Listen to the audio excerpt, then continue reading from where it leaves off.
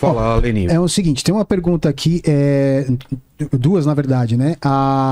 Aqui, ó, a Paula Dias, ela tá falando aqui o seguinte: boa noite, pergunta pro Pavivi, traduzindo para o populacho, onde me encontro, entendo que a pessoa será zeladora da área onde vive. Pode pôr cerquinha ou não? Aí manda um beijo para todos. Pois é, essa é a pergunta. Hoje pode pôr cerquinha? Pode, a gente vê muita gente colocando cerquinha. Então vai acontecer o mesmo que já acontece hoje.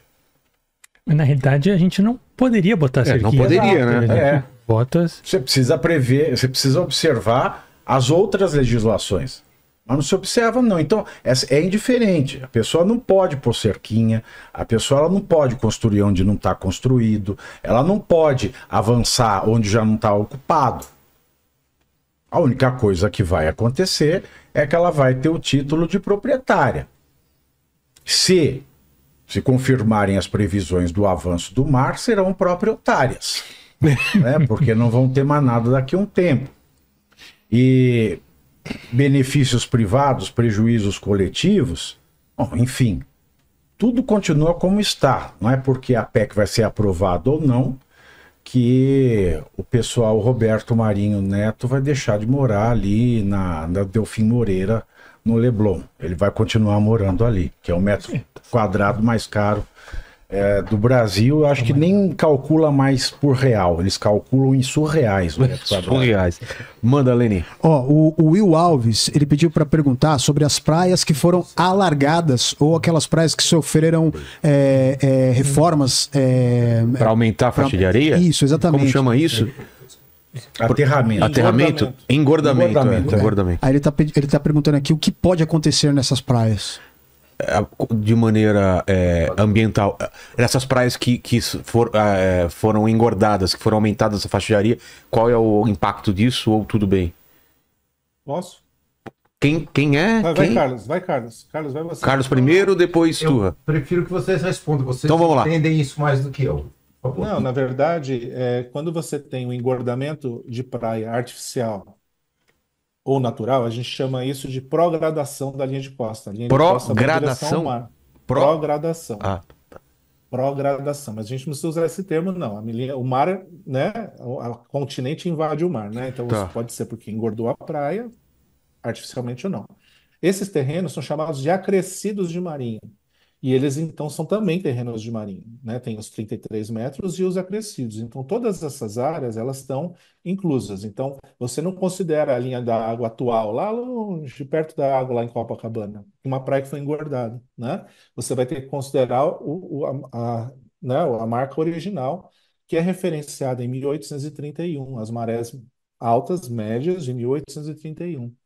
E nesse sentido, a gente precisa ter um esforço grande para a gente conseguir demarcar isso, porque a gente está falando de risco, a gente está falando de segurança, a gente está falando de bem-estar, a gente está falando de bens e serviços, materiais e imateriais que a gente vai perder, né? Só para vocês terem uma ideia, né? Eu não sei quanto custa, mas deve ter uma ideia de quanto custa um banho de sais, né? Num spa, sei lá, né? Em São Paulo, né? Um banho de sais é um banho de mar, um banho de descarrego, não é um banho de mar, né? Transpõe esse valor, que é uma técnica que se faz para entender o valor desses ambientes. Transpõe esse valor. Para quantas pessoas fazem isso todo dia, ao longo de todo o ano no Brasil, e você vai chegar num valor assustadoramente alto de um benefício que a gente não paga para ter, né? E é disso que a gente está falando, né? A gente está falando da possibilidade de muitas famílias se sustentarem por conta de trabalhos dignos, mas que são trabalhos de pequena escala.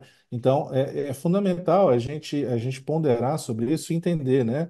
Para que lado a gente pende? Na dúvida, público ou privado, né? O bem de uso comum, né? E só para trazer uma informação aqui, na verdade, não é o Código Civil que traz essa informação, né? Das praias como bem de uso comum, é a Lei 7661 de 88, que é a mesma data da Constituição. Ele né? repete ali. O artigo 99 do Código Civil repete. Ele traz essa ideia, né? Esse princípio que é super importante, né? Então, sei lá, eu queria contribuir dessa forma. Vai lá, Daís. Carlos? Não, posso só complementar a fala do Turra? Joga ela para a tela inteira. Pode sim. Vamos lá, Day. Pode. Acho que é importante sempre frisar que qualquer alteração que a gente faz no ecossistema vai ter consequências, né? Então, os processos de engorda de praia, eles mudam uma dinâmica. Como, por exemplo, acho que a última famosa que nós tivemos foi Balneário Camboriú, né? Se quis engordar a praia de Balneário Camboriú por conta dos arranha-céus que estavam cobrindo o sol da praia. Então, a gente tinha uma praia toda sombreada e aí se engorda, né, a praia. E aí houveram relatos de que estavam aparecendo tubarões, que não houve ataque, né? Não houve nenhuma situação parecida com isso, mas porque mudou uma dinâmica de vida de um grupo biológico, né? Eu tenho um caso, acho que a gente pode considerar muito famoso do Brasil, que não necessariamente é uma engorda de praia, mas é a construção de portos, né? Em Pernambuco, os ataques de tubarão, eles começam depois que se desapropria uma área de manguezal para que seja feita a expansão de uma área portuária, e aí os animais, que eram os tubarões que se reproduziam naquela área, eles passam a ficar dispersos para outros locais. E aí, por consequência, você tem toda uma cadeia afetada. Então, isso pode acontecer, processo de engorda de praia? Podem, desde que seja feito um EIA-RIMA, uma análise de impacto ambiental, todo o processo que a legislação já prevê, né, para que seja constatado se é viável ou não que se faça alterações naquele local. Pode falar. Só em relação à engorda de praia, eu acho que a pergunta foi como isso afeta, né? Eu concordo com o que ela falou tudo aí, usar impacto, mas a engorda de praia só é a única maneira que você tem de ganhar aquela área que você erodiu, né? Não vou listar todos os relatórios e arrimas, como ela falou, é obrigatório, claro, deveria ser, mas a gente precisa primeiro procurar uma jazida de areia para botar ali. Essa areia tem que ser mais grossa do que a areia que você tem. Por quê? Porque ela está sofrendo um processo de erosão pela dinâmica costeira que você tem hoje. Então nós precisamos achar uma jazida em algum local relativamente próximo por causa do custo, uma draga vai lá e vai aportar Trazendo. isso. E qual o impacto disso? Talvez você acabe com toda uma comunidade bentônica que está vivendo sobre essa jazida de areia, né? Mas essa seria a única solução para você manter. Só que o processo é erosivo, então você vai engordar e já tem data para provavelmente você Quero ser tragado de novo. fazer tudo e engorda de novo. Quando não vai um construtor tipo Sérgio Naia, pega areia, constrói prédio. Para construir prédio.